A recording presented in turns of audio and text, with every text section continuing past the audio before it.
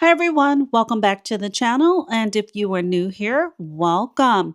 Today's video is pretty straightforward since we are all revving up for the 2026 gardening season, whether we're getting back out there or going through the catalogs or planning.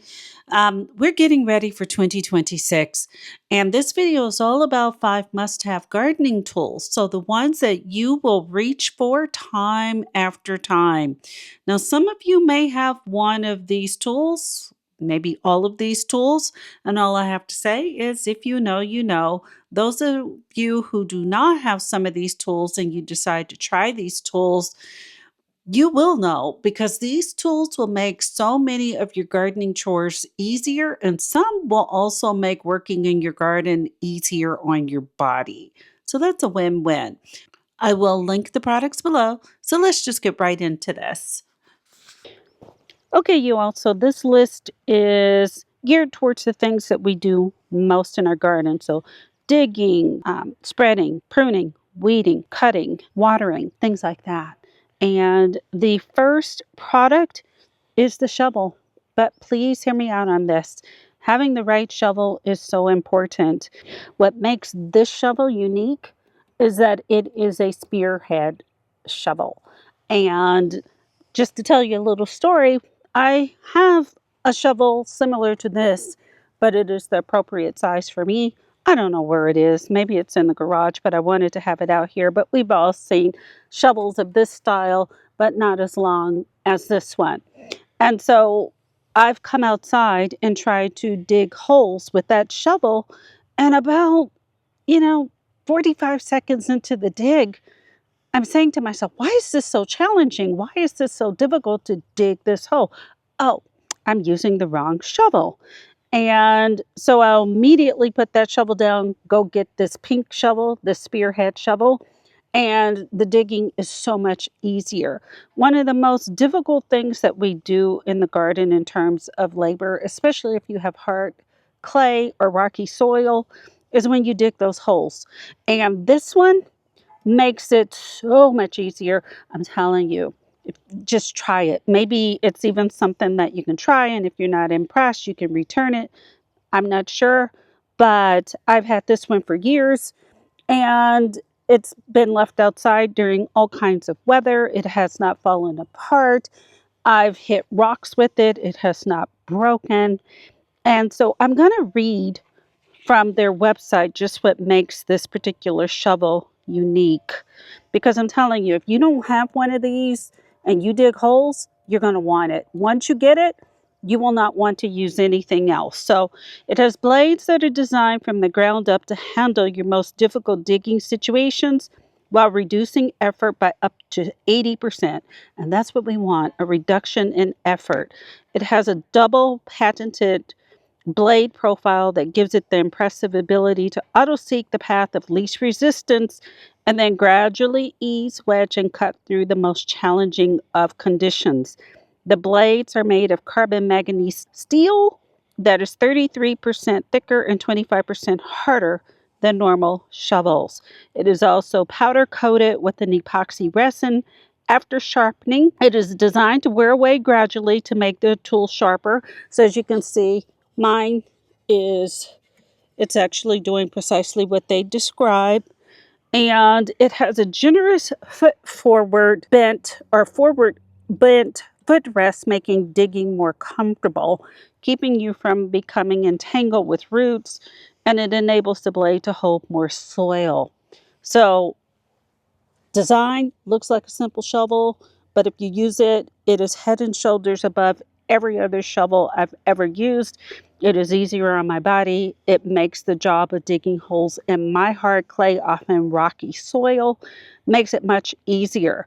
Now you're still going to want one of these because while this will dig the hole, when it's time to remove the soil from the hole, well, if you look at the size of this style, it's going to do a better job. You're going to get more out. But if you don't have one of these, and I will link this specific product below, you might be working too hard when you dig the holes.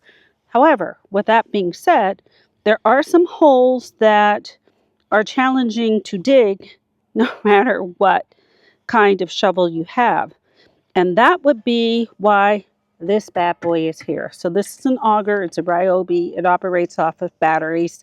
And when we have a lot of holes to dig, this comes out. Now this one has a 5 or 6 inch bit on it, and it will come off. As you can see, there's a pin here. There are larger and smaller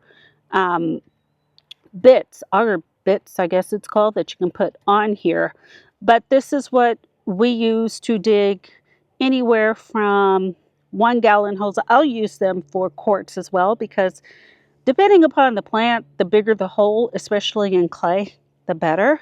But the nice thing about this is it easily goes through our clay soil. The tip on the bottom will break up some of the rocks. If it hits something that it can't go through, it will stop. What's nice about it as well is that up here it has these handles that allow for maximum leverage using this tool. But just to give you an example, last spring we had about 30 holes to dig in our long bed, and we were able to dig 30 holes in about 35 minutes. It would have taken us, I would guess, that same amount of time to dig maybe 3 to 5 holes. So more efficient way of digging holes, especially if you have hard clay or rocky soil. So the next product is all about all the pruning and clipping. And over the years, I've been gardening for over 2 decades. I've used a lot of different pruning shears.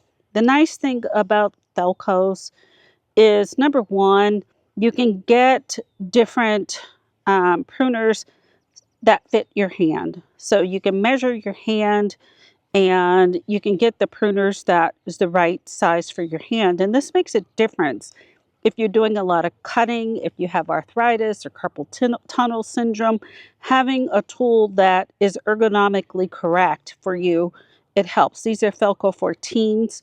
Now, also you can get pruners that are for right-handed users, left-handed users, and just the mechanism in here. I don't know what it is about this design, but cutting with these pruners is a lot easier than anything that I've ever used. They are a bit more expensive, but you can change the blades, which these probably, that needs to be done with these this season, but it does make a difference. And if you are kind of susceptible to having achy hands and fingers and wrists and things like that, if you are susceptible to getting hand fatigue or you have arthritis, things like that, having pruners that fit your hand, they're for you if you're right-handed or left-handed, but they have a better mechanism for cutting, can make all the difference on your joints and just getting the job done more efficiently. So speaking of jobs, the next is the Hori knife. And if y'all have been watching my channel at all, you know I've exaggerated a bit by saying that this yard has every weed known to man.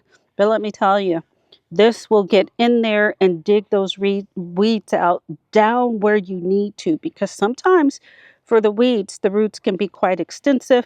This is measured out in inches. I've even used this to kind of figure out, when I planted bulbs last year, figure out, okay, I need to go 6 inches or 4 inches. And I use this as a measurement, but it also has serrated cutting and also smooth cutting, and also this area right here, which makes it excellent for more than just digging out weeds or a measuring device. But there are often things that we need to cut, and we need to cut them in different ways.